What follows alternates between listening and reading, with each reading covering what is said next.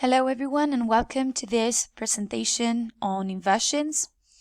I've prepared a series of two videos in which we will see different types of inversions.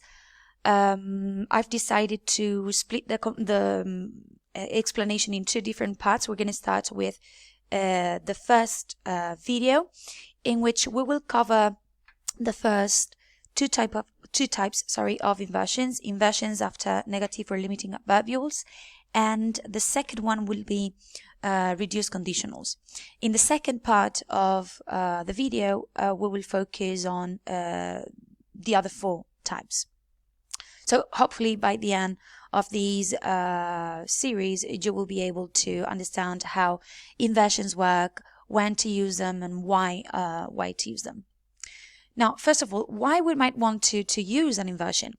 Basically, we use them to make emphasis, for dramatic purposes, or formality.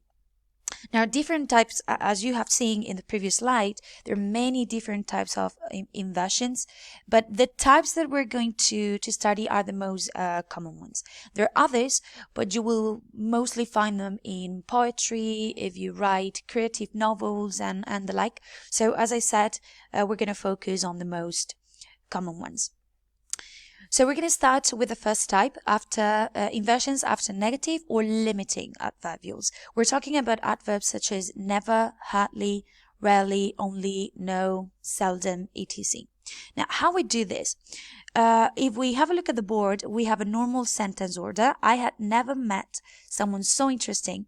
So with inversion, what we would do is to move the adverbial at the beginning of the sentence and invert the normal ordinary subject verb order. So the inversion would be, never had I met someone so interesting. But what happens when we have tenses that do not use an auxiliary, for example, present simple or past simple? Well, then we need to add one. So imagine that we have a present simple sentence like I rarely go outside, or she seldom worked very hard in the case of the past simple. So we would need to add an auxiliary, an appropriate auxiliary, obviously, to do an inversion. So the result would be, rarely do I go outside, or seldom did she work very hard. So you need to remember that. You always need to use an auxiliary to form an inversion. Now, some negative or limiting adverbials require to complete a whole clause, which is the adverbial clause, before you even attempt at making an inversion, because the inversion takes place actually in the main clause. So have a look, for example, at this sentence. I didn't know what to do until I saw what had happened. So the inversion would be, not until I saw what had happened did I know what to do. So where is the inversion? In this case is not in the adverbial clause, as you can see. The adverbial clause has the same ordinary order, subject verb. It's afterwards in the main clause. Not until I saw what had happened did I know what to do. Now, this is common with adverbs such as not and only, and also when they combine with these kind of expressions like not until I saw what was happening did I know what to do, or only when I saw what was happening did I know what to do. So that's a type of inversion that you really need to pay attention at, because it's different to the previous ones that we've seen. Okay, now we're going to move on to two different types of adverbials, hardly and little did I know, which work slightly in a slightly similar way to not and only, but the difference is that the inversion happens within the adverbial clause. So for example, we have hardly had I got home, then the dog started barking. So as you can see, the inversion takes place in the adverbial clause, not in the main clause, which carries the normal ordinary sentence order, right? Well, after this explanation, hopefully I've been clear enough.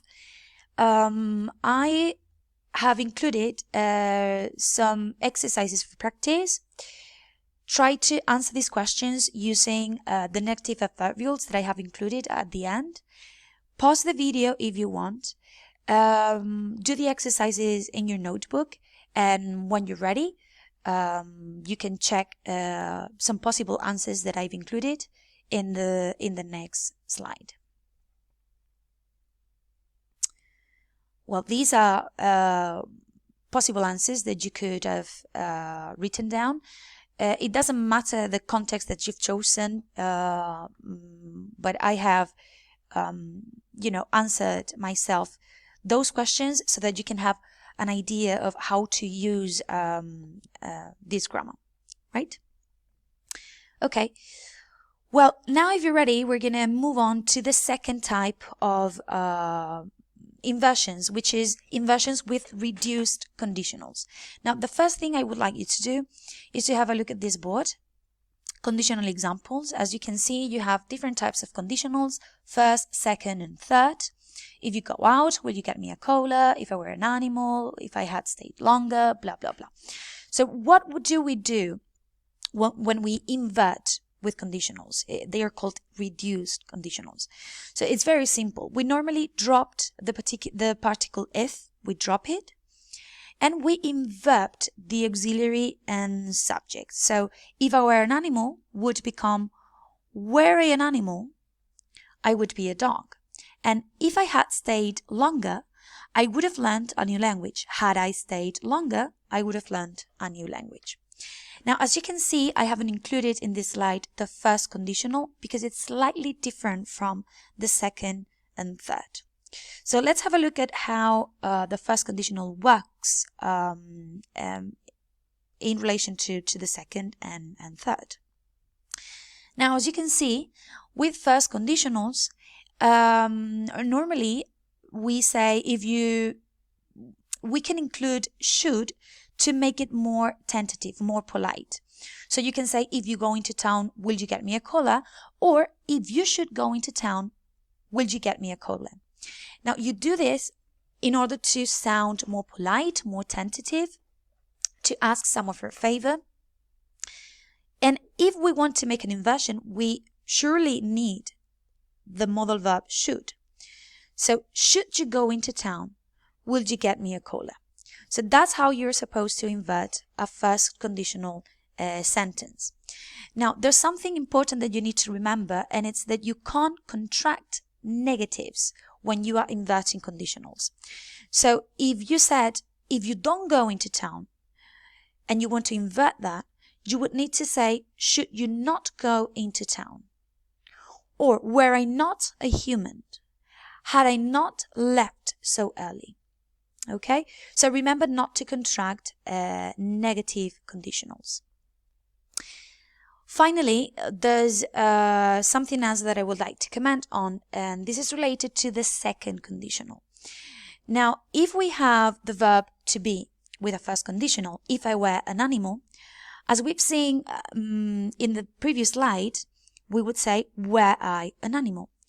But what happens if the sentence was not the verb to be, was a different verb? Like, if I won the lottery, I'd buy a mansion, for example. Now, in those cases, I don't use the auxiliary did. Did I win? No. What I would do is to use the verb be to. Now, the inversion would result, were I to win the lottery, I would buy a mansion. So that's how you're supposed to invert second conditional sentences, which carry a different verb from the verb to be. They they contain a different verb. So you need the construction be to. Okay. Well, again, I have included an exercise that you could use to do some practice. One more time, I would recommend that you should maybe pause the video, try and do those activities, and when you finish, you can check them in the following slide that I will show you in a minute. Well, this is the key to the sentences. Have a look at how you did and jot down every single doubt that you might have, and we will comment all of them in class. Well, hopefully you will have understood the first two types of inversions, and I will see you in the next part, in our part 2 of inversions. Bye.